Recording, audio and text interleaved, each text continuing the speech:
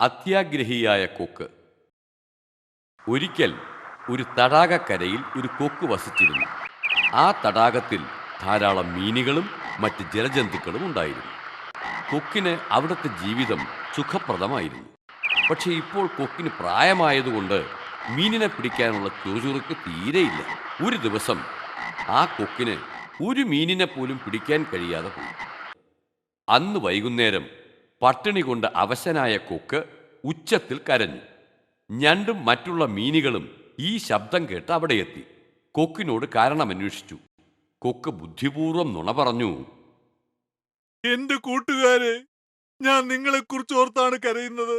ഒരു ജ്യോത്സ്യൻ പറഞ്ഞു ഈ തടാകം അധികം വൈകാതെ വറ്റിപ്പോകുമെന്ന്. നിങ്ങളെപ്പോലുള്ള ജീവികളൊക്കെ എന്തു ചെയ്യുമെന്ന് ആലോചിച്ചാ എനിക്ക് വിഷമം. ഞാൻ ഈ തടാകക്കരയിൽ വളർന്നതുകൊണ്ട് നിങ്ങളെപ്പോലുള്ള കൂട്ടുകാരുടെ മരണം അടുക്കുന്നത് എന്നെ വല്ലാതെ ദുഃഖത്തിലാഴ്ത്തുകയാണ്.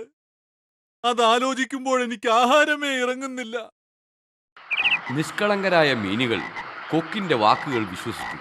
എന്നിട്ട് ദുഃഖത്തോടെ പറഞ്ഞു, കൊക്കേട്ടാ, നിങ്ങളാണ് ഞങ്ങളിലേക്ക് വെച്ച ഏറ്റവും മൂത്തതും അനുഭവശാലിയും.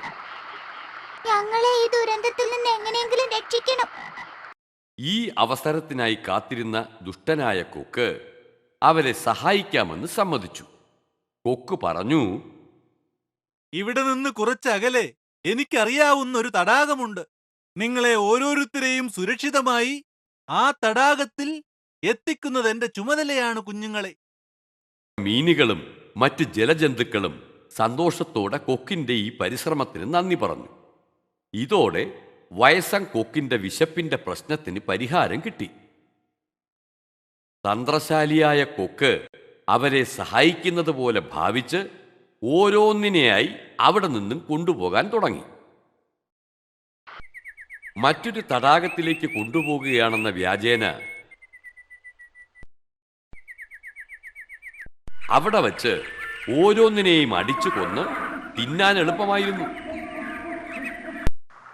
ദിവസങ്ങൾ കടന്നുപോയി. ഓരോ ദിവസവും തങ്ങളെ എത്രയും വേഗം ഇവിടെ നിന്നും രക്ഷിച്ചു കൊണ്ടുപോകണമെന്ന് ഓരോ ജീവികളും ഉത്കണ്ഠയോടെ പറഞ്ഞു തുടങ്ങി. പക്ഷേ കൊക്കിനാകട്ടെ സുഭിക്ഷമായി ഭക്ഷണം ലഭിച്ചുകൊണ്ടിരുന്നു. ഒരു ദിവസം ആ തടാകത്തിൽ തന്നെ വസിക്കുന്ന ഒരു ഞണ്ട് പറഞ്ഞു, എത്ര നാളുകളായി ഞാൻ എന്നെയും ഇവിടെ നിന്ന് കൊണ്ടുപോകാൻ നിങ്ങളോട് പറയാൻ തുടങ്ങിയിട്ട്. നിങ്ങൾ മീനുകൾക്ക് മാത്രമേ പ്രാധാന്യം നൽകിയുള്ളൂ. ഇനി എന്റെ ഊഴമാണ്. ഇന്ന് എന്നെ നിങ്ങളുടെ ചുമലിലേറ്റി കൊണ്ടുപോകണം. കൊക്ക് ഞണ്ടിനെ ചുമലിലേറ്റിക്കൊണ്ട് പാറയുടെ സമീപത്തേക്ക് പറന്നു. വഴിയിൽ വെച്ച് ഞണ്ട് മീനുകളെപ്പറ്റി അന്വേഷിച്ചു. ഞണ്ട് തന്റെ ചുമലിലാണുള്ളതെന്നും തടാകത്തിൽ നിന്നും താൻ ദൂരെ എത്തിയെന്നും കരുതിയ കൊക്ക് സത്യം തുറന്നു പറഞ്ഞാൽ തനിക്കൊരാപത്തും ഉണ്ടാകാൻ പോകുന്നില്ല എന്ന് വിചാരിച്ചു. അത് ചിരിച്ചു. ഇവിടെ അടുത്തൊന്നും ഒരു തടാകവുമില്ല. ഇവിടെ നിന്നും ഞാൻ കൊണ്ടുപോയ മറ്റു മീനുകളെല്ലാം എന്റെ വയറ്റിനുള്ളിൽ സുഖമായി കഴിയുകയാണ്. നിന്നെയും അങ്ങോട്ട് തന്നെയാ ഞാൻ കൊണ്ടുപോകുന്നത്. നീ അതിനൊരുങ്ങിയിരുന്നോ? കൊക്കിന്റെ കൈപ്പാർന്ന സത്യം കേട്ട ഞണ്ട് കൊക്കിന്റെ നീണ്ട കഴുത്തിൽ തന്റെ നഖങ്ങൾ കൊണ്ട് ഇറുകെ പിടിച്ചമർത്തി. ഉടൻ തന്നെ കൊക്ക് മരിച്ചു. ഞണ്ട് ഇഴഞ്ഞിഴഞ്ഞ് തടാകത്തിനരികെ എത്തി. നടന്ന കഥ മുഴുവനും തന്റെ കൂട്ടുകാരോട് പറഞ്ഞു. അവരെല്ലാവരും സമയോചിത ബുദ്ധി ഉപയോഗിച്ച ഞണ്ടിനോട് തങ്ങളുടെ ജീവൻ രക്ഷിച്ചതിന് നന്ദി പറഞ്ഞു. ഏതൊരു ചുറ്റുപാടിലും ശത്രുവിന്റെ വാക്ക് വിശ്വസിക്കരുത്. കൊക്ക് മീനുകളെ എവിടെ വെച്ചാണ് കൊന്നത്?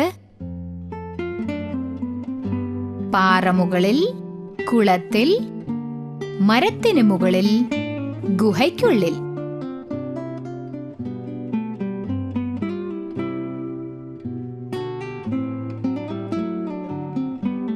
പാറമുകളിൽ. ഉത്തരം ശരിയാണ്.